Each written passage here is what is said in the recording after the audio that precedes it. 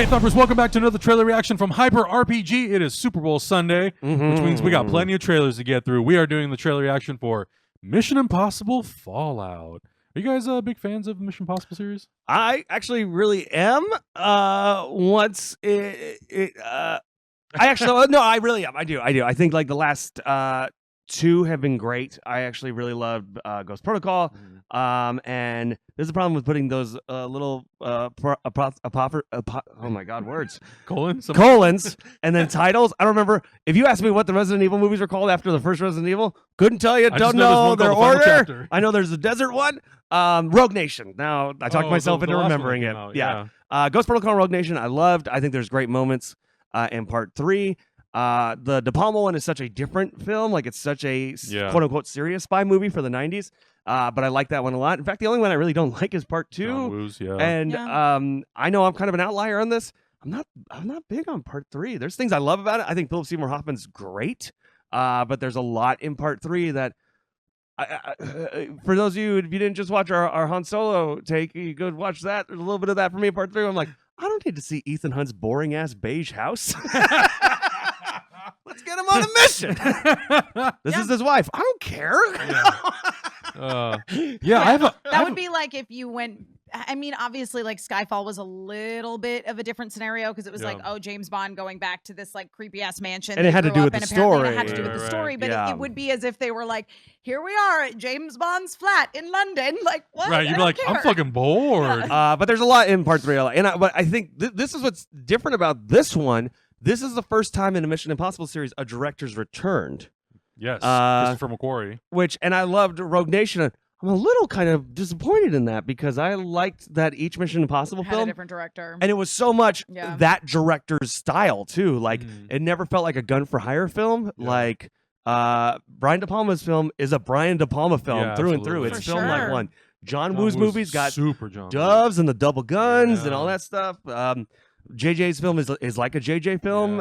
It's every film had its own director's like stamp. I guess Brad Bird for me is the only one because I'm so used to Brad Bird animated movies. That to me that one kind of stands out where I'm like, sure, I guess that's Brad Bird style. I don't really know what his style really is. I think it's for me it was the action scenes where you actually got to see things happening. There wasn't that kind of because Brad Bird's film came out in a time when a lot of people were still trying to ape the Bourne style. Where it was this. Absolutely. And so.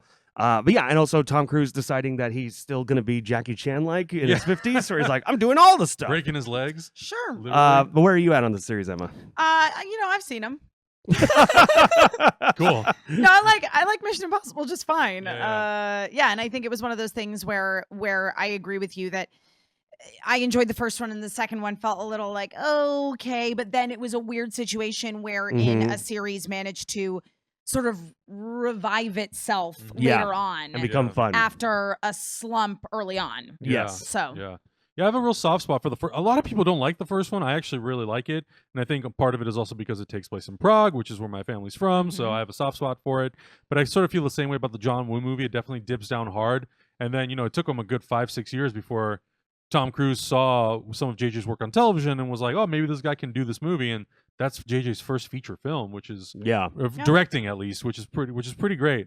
It's another one of those movies where I think Philip Seymour Hoffman is definitely the standout in that movie. Yeah, he's so good. And there is a little bit of that sort of like it's kind of one of those things where someone's so good they elevate a film. Oh, absolutely, 100%. Yeah, and there's a little bit of like, okay, I'm done with him and Michelle Monaghan's relationship. Like I love her, and it's not even about her. It's mostly just like I don't need to see Ethan Hunt doing day-to-day stuff. Just put him on a mission.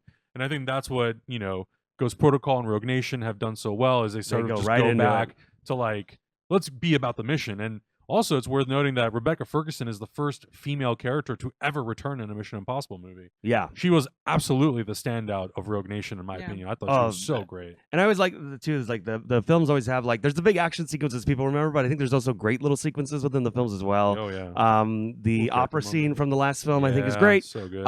In Ghost Protocol I really loved him having to kind of get out of that building with just pants on and try and get down. There's all these like great little sequences. I love that Simon Pegg is still very much a part of this series. And Ving Rhames. Ving Rhames is every one of the films. It's so great. And there's like the first one also I have a soft spot for because there's so many like little quotable things when they have to test the sound barrier. He's like toast. You see the sound? Toast. with thin Jean Reno having to hold him up with the rat. That's right. That's right, man. That So first good. movie's so great. So this we got a little spot that dropped for the Super Bowl, Yeah. and now we have a fuller Full 2.5 minute trailer. And for those of you who are not aware, Tom Cruise broke his leg filming this movie, and they kept the shot They kept in the shot movie. in. Not only that, this Oh, features Tom Henry Cavill with a Cruise. mustache. Yes, So you can thank this movie for ruining The Justice League. Superman that we deserve. So let me stop you right now, everyone, before you go in the comments. The mustache ruins the Super Justice League. Blah blah blah. We don't give a shit. I don't fucking care. You don't have to tell me. I don't want to hear about Justice League. It's nothing to do with this movie. Sorry. Listen, get ready because he looks good with a mustache. Yeah. I think this is one of those 10 seconds pre-trailer yeah, trailer it things. is. All right, Okay, here we go. That theme is so good. It is. Your mission.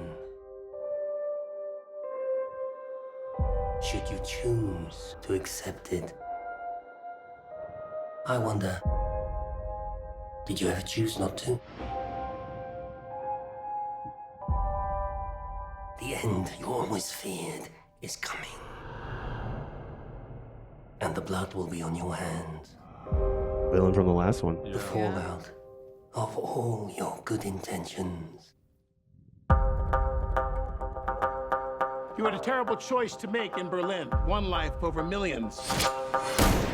And now the world is at risk. Oh, This Baldwin's is the back. CIA's mission. If he had held on to the plutonium, we wouldn't be having this conversation. His team would be dead. Yes, they would. That's the job.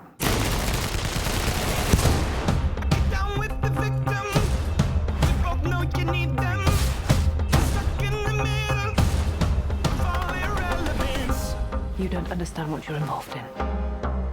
You need to walk away. Please don't make me go through you. How many times has Hunt's government betrayed him, disavowed him, cast him aside? How long before a man like that has had enough? You can't fight the friction. Shit. You can't take the pressure.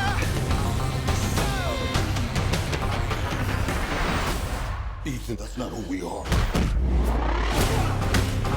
Oh! Why doesn't Superman do this in the movie? Right? Like, that's what I'm saying, guys. I am here for Henry Cavill and nothing else. That's awesome. You can't fight the friction.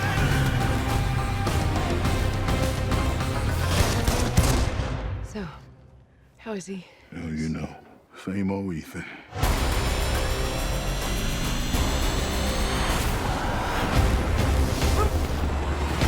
There it is. What's he doing? I find it best not to look. Yes. Hell I'm yeah. telling you, Henry Cavill. This is Christopher Lloyd knows how to.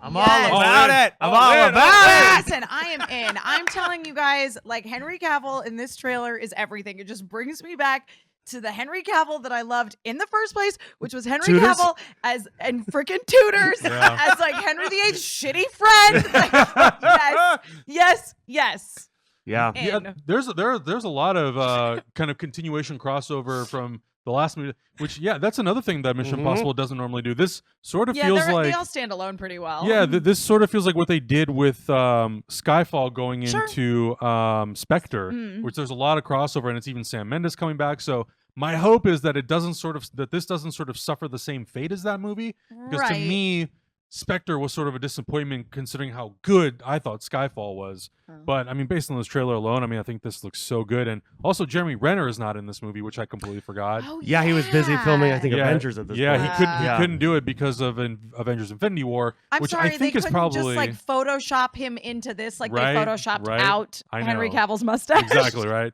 Which I think that actually might be one of the reasons why they then decided to bring in Henry Cavill as sort I of see. a replacement. But I think it's cool to see these different organizations working together, and then you have Rebecca Ferguson's character thrown into the mix, and Ethan Yeah. Hunt's not having it apparently.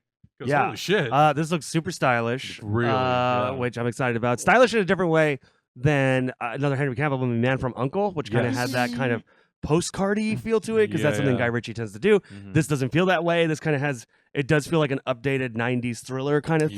thing. Yes, that's yeah. what it is for me. I think that this has the sort of fun coolness of Yes. a 90s spy movie. Like I Yeah. was getting a really good like GoldenEye vibe from this. Totally. Yeah, movie, I can like, see in a that. really, Yep. really positive way. But it seems like they're really embracing a lot of the things that the other movies have done. I mean, Yeah. we saw in the last movie he rode a motorcycle, but it's like, again, we're sort of embracing that. The cool thing of John Woo's movie was the action and the stunts on the motorcycles. Some of the other stuff with the cars was really fun in the other movies, and it's like they're really doubling down on all those fun sort of practical effects and practical stunts, which I think is what makes Mission Impossible so fun in Yeah. the first place. Yeah, it looks great. Oh, this looks so funny. Was that, by the way, was that Michelle Monaghan? Yes, popping up? it That's is. awesome. It is. So even Yeah. though, despite all I said about the beige thing, I do like that they keep some continuity to Of that course. extent. Sure. All I talked about the beige house and everything. I don't see a scene in a beige house. No. It's just full blown action, and I mean Tom Cruise is nuts. He does so many of these stunts on his own. In the last movie, where he's hanging off the side of the aircraft, that was real. I'm sure this of him hanging off this chopper Is is him. probably It's real definitely him. because he's just Oh, nuts Tom like that. Cruise. And then this Oh, jump there where it he just goes. breaks his leg.